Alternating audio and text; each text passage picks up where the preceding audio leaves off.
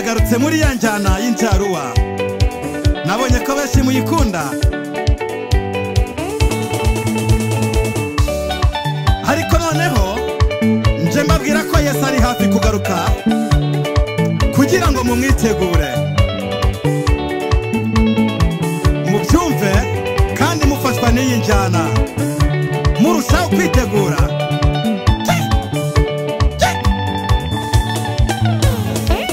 bana b'Imana nimumure dore Yesu wacu ari bugufi kuza aje kuruhura abananiwe kandi aje gutwara umugeni yakoye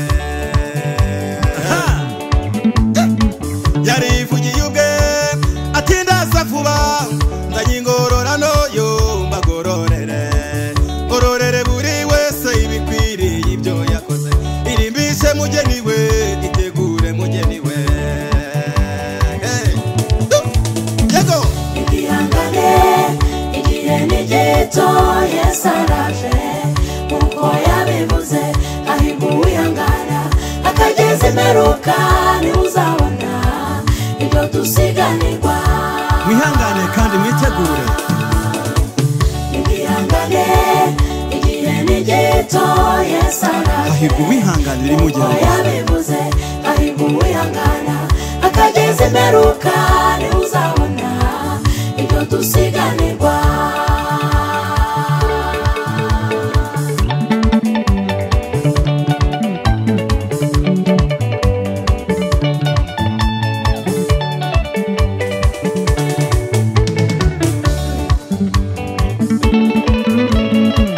ibimenyetso byo kugaruka kwe byarabonetse nk'uko yabivuze ati muzumva intambara nimuhaze intambara ubwami buzatera ubundi ishyanga riterere muzagambanirwa mwitwe mubabazwe kuberanye yego niko byanditswe mu ijambo ry'Imana urukundo ruzakonja ubugome buza ibyo murabibona ko biri kuba imishyitsi hirya no hino no gukunda ubutunzi arongera ati ubwo bazaba babyina amahoro bati nta kibi kiriho nibwo nzabatungura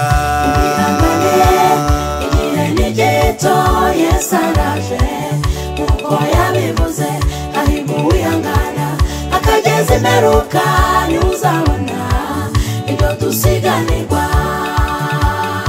mwihangane kandi mwitegure igihangane igihe ni gito Yesu araje uko hahirwa yabivuze uwihanganira imugerageza uwihangana akageza imperuka niwe uzabona ibyo dusiganirwa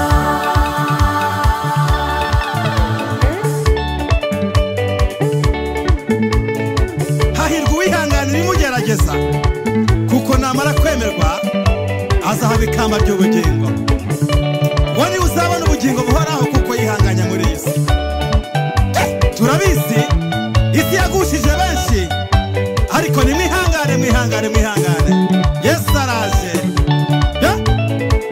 uko niko kuri ku ijambo ry'Imana bagenzi inshuti zanjye ndabakunda cyane injaro bibanezeze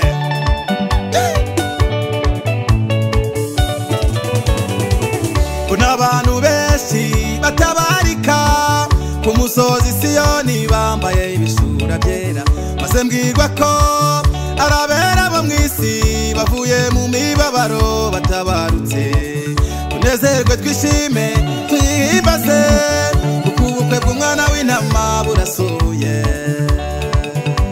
aha umugeni we ariteguye cyane kandi umugeni we akaba yiteguye kandi ahawe kwambara umwenda w'igitare mwiza urabagira n'utanduye niyo mirimo yabera yo gukiranuka ya mirimo myiza mukora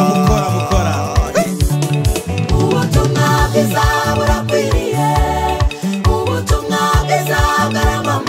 bwiza buramamaye mu isi yose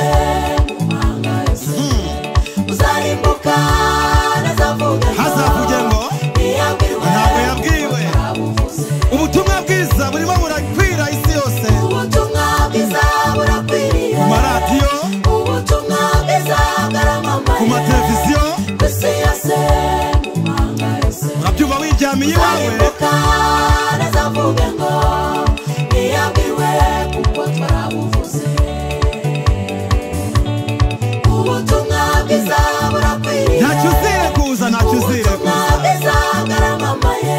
tubucisha mu ndirimbo, tubucisha mu njaruwa, tubucisha mu gisirimba, no muri sabeni tubunyuzamo tubabwira. Ubutumwa bwiza burakwiriye, ubutumwa bwiza bwaramamaye. Tunasoma Bibiliya, isi yose mu mahanga yose uzarimbuka, nazavuga ngo ntiyabwiwe kuko twarabuvuze. Ubutumwa bwiza burakwiriye, ntakwiriye kuza uzabona. ubutumwa bwiza bwaramamaye. isi yose mu mahanga yose uzarimbuka, nazavuga ngo ntiyabwiwe kuko twarabuvuze. Ubutumwa bwiza bw'ubwami ngo buzigishwa mu isi yose, ubutumwa bwiza burakwiriye, ngo maze imperuka ibone kuba. ubutumwa bwiza bwaramamaye. Bwaramamaye bagenzi. isi yose mu mahanga yose Aziya, uzarimbuka, Oceania, nazavuga ngo Amerika, ntiyabwiwe. Afrika hose bwagezeyo. Bwagezeyo ntawe butaragera ubutumwa bwiza. ubutumwa bwiza burakwiriye, ubutumwa bwiza bwaramamaye. isi yose mu mahanga yose Yesu ako karibu kurudi, uzarimbuka, nazavuga ngo ako karibu mulangoni. ntiyabwiwe kuko twarabuvuze. Iyi ni injyana y'injaruwa, ubutumwa niyo bwiza nkoresheje burakwiriye, mbabwira ko Yesu ari hafi ubutumwa kuza. bwiza bwaramamaye. Mumwitegure, isi yose mu mahanga yose mwihana ibyaha byanyu, uzarimbuka, nazavuga mureke ngo ubusambanyi, ntiyabwiwe kuko twarabuvuze. mureke ubutinganyi, mureke ubujura, hey, mureke ibyaha bibi bituma Imana irakara. Ibyari mu Sodomu na Gomora, ibyo ni byo muri gukora. Ariko abana b'Imana twebwe turabibona, tukabona ko Yesu ari hafi kuza. Iyo tubonye intambara ziri kuba mu isi, tukabona Ikirene n'Uburusiya birwana, tukabona Isiraheli na za Irani, ntabwo tubona ko ari intambara zisanzwe. Twishyira muri Bibiliya tugasoma, tukabona hari icyo Bibiliya bivuzeho, tukamenya ko ari ibimenyetso byo kugaruka kwa Kristo Yesu. Ab'isi bo bagira ngo ni intambara zisanzwe, ariko hoya, abenshi